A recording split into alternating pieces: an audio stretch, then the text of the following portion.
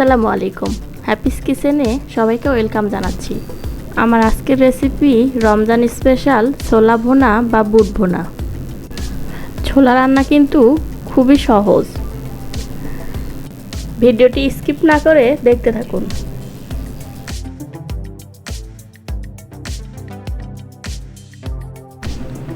প্রথমে এখানে আমি কিছুটা সেদ্ধ করা ছোলা নিয়েছি। ছোলাগুলো আগে থেকে 1 ঘন্টার জন্য ভিজিয়ে রেখে তারপর ভালো করে ওয়াশ করে নিয়ে লবণ দিয়ে ধুয়ে সেদ্ধ করে নিয়েছি। আমি একটা দেখিয়ে দিচ্ছি যে ছোলাটা কীরকম সিদ্ধ হয়েছে, তাহলে বুঝতে পারবেন ছোলাটা খুবই সফট এবং নরম হয়েছে।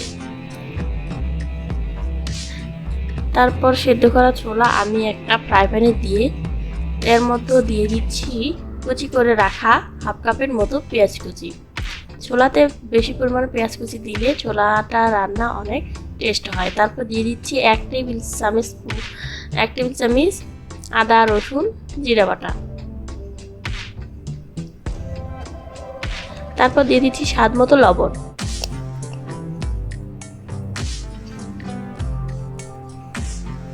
তারপর দিয়ে দিচ্ছি হলুদের গুঁড়া হাফ টিস্পুন পরিমাণ। তারপর দিয়ে দিচ্ছি ধনিয়া গুঁড়া।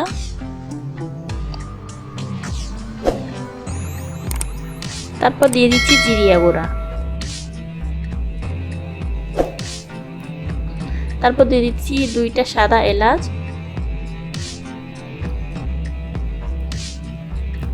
তারপর দিয়ে দিব 3টা লবঙ্গ।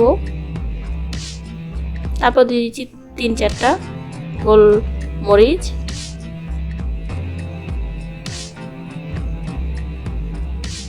তারপরে কুচি করে রাখা কয়েকটা কাঁচামরিচ। আপনারা আপনাদের স্বাদ মতো ব্যবহার করবেন। তারপর সবগুলো উপকরণ দিয়ে চামচ দিয়ে বা হাত দিয়ে সুন্দর করে মেখে নেব।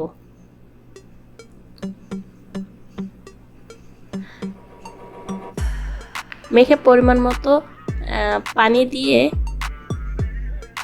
চুলাতে বসিয়ে দেব। আমি যেহেতু সিদ্ধটা আগেই করে নিয়েছিলাম, এটা এখন হালকা একটু পেঁয়াজগুলো দিয়ে সিদ্ধ করে নেব। একটা ঢাকনা দিয়ে ঢেকে চুলাতে আমি বসিয়ে দিয়েছি। প্রথমে হাই হিটে, তারপরে চুলার আঁচটা কমিয়ে দেব। এ পর্যায়ে দেখতেই পাচ্ছেন ছোলার ভিতরে আমার একটা বলক চলে এসেছে। তারপর একটু নেড়েচেড়ে দেব, নিচে যাতে লেগে না যায়। আবারও আমি ঢাকনা দিয়ে ঢেকে রেখে দেব 10 থেকে 15 মিনিটের জন্য।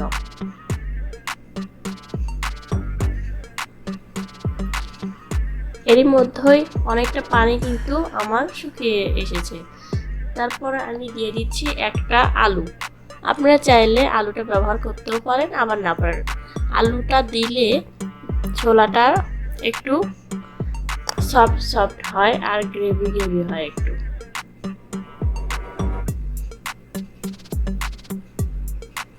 আলুটা দিয়ে একটু নেড়েচেড়ে দেব। তারপর আবার ঢাকনা দিয়ে ঢেকে রেখে দিচ্ছি কিছুক্ষণের জন্য। আবার ঢাকনা খুলে আবার একটু নেড়েচেড়ে দিচ্ছি যতক্ষণ পর্যন্ত পানিটা পুরোপুরি ভাবে শুকিয়ে না যায়। এর মধ্যে আমার ছোলার পানিটা প্রায় শুকিয়ে এসেছে। আমি এখন বাগার দেব ছোলাটা। বাগার দেওয়ার জন্য আমি এখানে সয়াবিন তেল দিয়ে নিচ্ছি পরিমাণ মতো।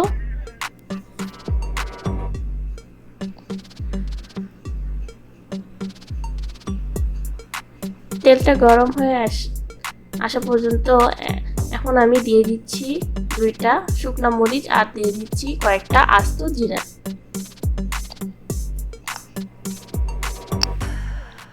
জিরা আর শুকনা মরিচটা দিয়ে ভালো করে নেড়েচেড়ে নেব। তারপর দিয়ে দিচ্ছি হাফ টিস্পুন পরিমাণের পাঁচফোড়ন। আপনারা চাইলে এটা ব্যবহার করতেও পারেন, আবার না চাইলেও নাও করতে পারেন। তারপর আমি দিয়ে দিচ্ছি হাফ কাপের মতো পেঁয়াজ আর রসুন কুচি। পেঁয়াজ আর রসুন কুচিটা অনবরত নেড়ে চেড়ে হালকা ব্রাউন করে ভেজে নিব।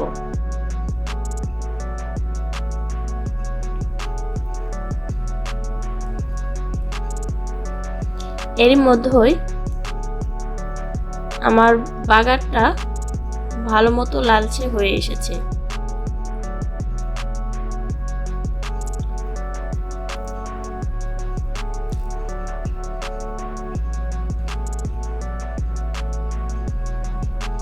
এখন আমি ছোলাগুলো ঢেলে দেব।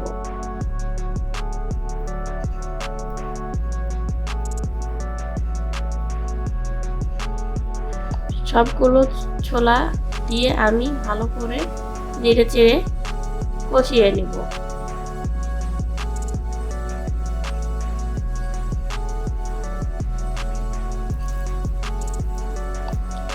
এভাবে ছোলা রান্না করলে ছোলা খেতে অনেক ভালো লাগে আর খুব স্বাদ হয়।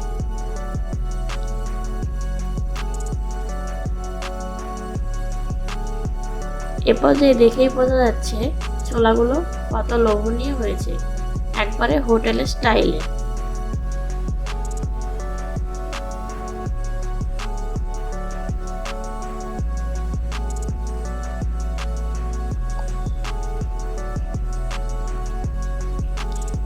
তারপর শেষের মুহূর্তে আমি কিছুটা ধনিয়া পাতা কুচি ব্যবহার করতেছি।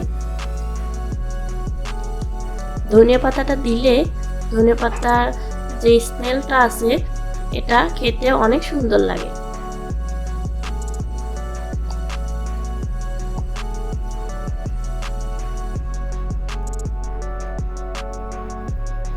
ধনিয়া পাতাটা দিয়ে আবার নেড়ে চেড়ে আমি এখন পরিবেশন করে নেব।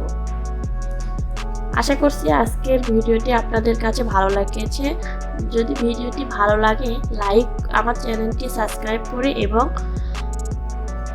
লাইক কমেন্ট শেয়ার করবেন। আপনাদের একটা লাইক এবং একটা কমেন্ট আমাকে আরেকটি ভিডিও তৈরি করার অনুপ্রাণিত করে। আর বাসায় এভাবে রমজানে ছোলার রান্নাটা তৈরি করবেন। আরেকটা ভিডিও দেখা পর্যন্ত আপনারা সবাই ভালো থাকবেন, সুস্থ থাকবেন। আল্লাহ হাফেজ।